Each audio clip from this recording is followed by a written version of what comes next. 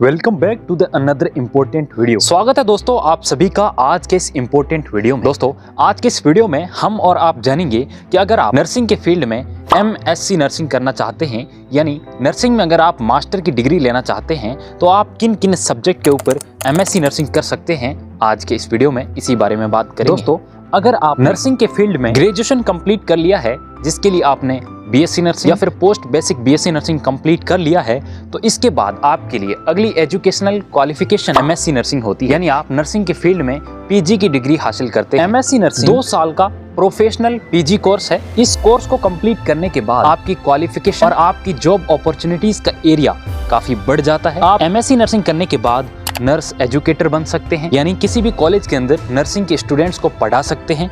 इसके अलावा आप क्लिनिकल नर्स स्पेशलिस्ट बन सकते हैं, यानी किसी भी हॉस्पिटल में पर्टिकुलरली आप स्पेसिफिक एक फील्ड के नर्स स्पेशलिस्ट बन सकते हैं। इसके अलावा और भी कई सारी जॉब अपॉर्चुनिटीज आप हासिल कर सकते हैं। आपको MSc नर्सिंग के लिए सब्जेक्ट जानने के लिए जरूरी है MSc नर्सिंग के दोनों साल का सिलेबस, यानी MSc नर्सिंग में कौन कौन से सब्जेक्ट पढ़ाए जाते हैं। MSc नर्सिंग के फर्स्ट ईयर में आपको nursing education, number 2 advance nursing practice, number 3 education research and statics और नंबर 4 सब्जेक्ट है क्लिनिकल स्पेशलिटी। क्लिनिकल स्पेशलिटी यही वो सब्जेक्ट है जिसके लिए आपको सब्जेक्ट चूज करना रहता है कि आप अपनी MSc नर्सिंग किस सब्जेक्ट के ऊपर करना चाहते हैं। इसके लिए मुख्य रूप से आपके सामने 5 सब्जेक्ट होते हैं, उनमें से आपको एक सब्जेक्ट चूज करना रहता है। इन सब्जेक्ट के बारे में बेसिक नॉलेज आप अपने ग्रेजुएशन में कंप्लीट कर चुके होते हैं और आप MSc नर्सिंग के अंदर इनके बारे में वाइडली पढ़ते हैं। यह सब्जेक्ट है नंबर 1 मेडिकल सर्जिकल नर्सिंग। यह सब्जेक्ट सबसे ज्यादा कॉमन है जिसके ऊपर MSc नर्सिंग की जाती है। इसके कई सारे सब टाइप्स भी हैं, उनके ऊपर अपन बाद में बात करेंगे। इस सब्जेक्ट से MSc नर्सिंग करने के बाद आप हॉस्पिटल के मेनली जितने भी मेडिकल डिपार्टमेंट होते हैं, जैसे कि OPD हो गया, IPD हो गया, IPT के अंदर कार्डियोवास्कुलर डिपार्टमेंट हो गया, क्रिटिकल केयर नर्सिंग हो गई, ऑन्कोलॉजी हो गई, इस तरीके के कई सारे डिपार्टमेंट हैं,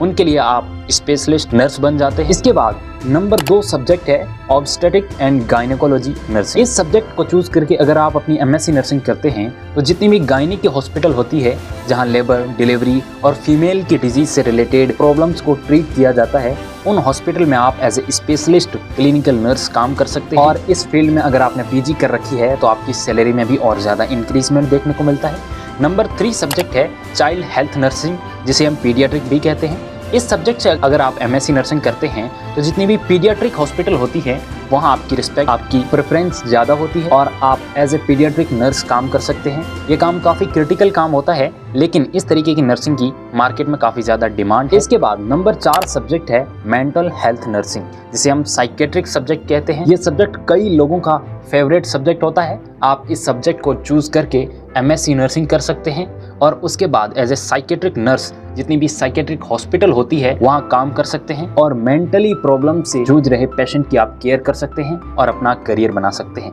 इस सब्जेक्ट की फॉरेन में भी काफ़ी शानदार डिमांड है। आजकल की मॉडर्न लाइफ में आप लोग भी देखते होंगे, कई लोग स्ट्रेस, डिप्रेशन की समस्याओं का शिकार होते हैं और उन्हें काउंसलिंग के लिए साइकेट्रिक नर्स की डिमांड रहती है। तो यहाँ आप एज ए साइकेट्रिक नर्स उनकी हेल्प कर सकते हैं और उनकी केयर कर सकते हैं। इसके बाद नंबर 5 सब्जेक्ट है कम्युनिटी हेल्थ नर्सिंग, यानी CHN। इस सब्जेक्ट से MSc नर्सिंग करने के बाद आप public health officer, NGO health adviser और कम्युनिटी से रिलेटेड जितनी भी प्रॉब्लम्स होती है उनके बारे में एक्सपर्ट बन जाते हैं और आप कम्युनिटी के लिए एजुकेटर, मैनेजर और रिसर्चर का काम कर सकते हैं। दोस्तों ये 5 मेन सब्जेक्ट है जिनमें से किसी एक को चूज करके आप अपनी MSc नर्सिंग कर सकते हैं। ये सारे सब्जेक्ट आपको फर्स्ट ईयर के अंदर चूज करने रहते हैं। इसके बाद MSc नर्सिंग की सेकेंड ईयर के अंदर 2 सब्जेक्ट होते हैं, जिसमें से पहला सब्जेक्ट होता है नर्सिंग मैनेजमेंट और दूसरा सब्जेक्ट होता है क्लिनिकल स्पेशलिटी सेकेंड। इस सब्जेक्ट के अंदर आपको मेडिकल सर्जिकल नर्सिंग के अलावा जितने भी सब्जेक्ट हैं उनमें आपको सेम सब्जेक्ट देखने को मिलते हैं। लेकिन अगर आप मेडिकल सर्जिकल नर्सिंग से MSc नर्सिंग करना चाहते हैं तो आपको कई सारे सब टाइप के सब्जेक्ट देखने को मिलते हैं, जिसके अंदर आप सब स्पेशलिटी सब्जेक्ट को चूज कर सकते हैं। इसमें से आपके पास कई सारे ऑप्शन होते हैं, जैसे कि cardiovascular and thoracic nursing, number 2 critical care nursing, number 3 oncology nursing, number 4 neuroscience nursing, number 5 nephro oncology nursing, number 6 orthopaedic nursing और नंबर 7 गैस्ट्रोएंटेरोलॉजी नर्सिंग। इस तरीके से आपके 2 साल कंप्लीट होते हैं और आप MSc नर्सिंग कर सकते हैं और आप नर्सिंग के फील्ड में PG डिग्री धारक बन जाते हैं। इसके बाद दोस्तों नर्सिंग के फील्ड में एक और नॉलेज वाली बात कर लेते हैं। अगर आप एमएससी नर्सिंग के बाद 3 साल का एक्सपीरियंस हासिल करते हैं तो आपको असिस्टेंट प्रोफेसर कहा जाता है। ये एक्सपीरियंस आपका टीचिंग के फील्ड में होना चाहिए। इसके बाद जब ये एक्सपीरियंस एमएससी नर्सिंग के बाद बढ़कर 7 साल का हो जाता है तो आपको एसोसिएट प्रोफेसर कहा जाता है। इसके बाद जब ये एक्सपीरियंस बढ़कर 10 साल का हो जाता है, जिसमें से कंपलसरी ये है कि आपका 5 साल का एक्सपीरियंस टीचिंग के फील्ड में हो और 5 साल का एक्सपीरियंस टीचिंग के फील्ड में हो, या फिर आप हॉस्पिटल के फील्ड में भी एक्सपीरियंस हासिल करते हैं तो आपको प्रोफेसर कम वाइस प्रिंसिपल कहा जाता है। यानी आप किसी भी नर्सिंग कॉलेज के वाइस प्रिंसिपल बन सकते हैं। इसके बाद जब यह एक्सपीरियंस 10 साल का हो जाता है और इसके साथ साथ अगर आप एमफिल या फिर डॉक्टरेट यानी पीएचडी की डिग्री कंप्लीट कर लेते हैं तो आपको प्रोफेसर कम प्रिंसिपल कहा जाता है और इस तरीके से आपका रुतबा और आपकी जॉब अपॉर्चुनिटीज के वेरिएशंस देखने को मिलते हैं। दोस्तों उम्मीद करता हूँ ये वीडियो आपको पसंद आया होगा। अपने दोस्त जो कि नर्सिंग कर रहे हैं उनके साथ इस वीडियो को शेयर जरूर करें और आपका कोई भी डाउट हो तो उसे कमेंट बॉक्स में जरूर बताएं। धन्यवाद। जय हिंद।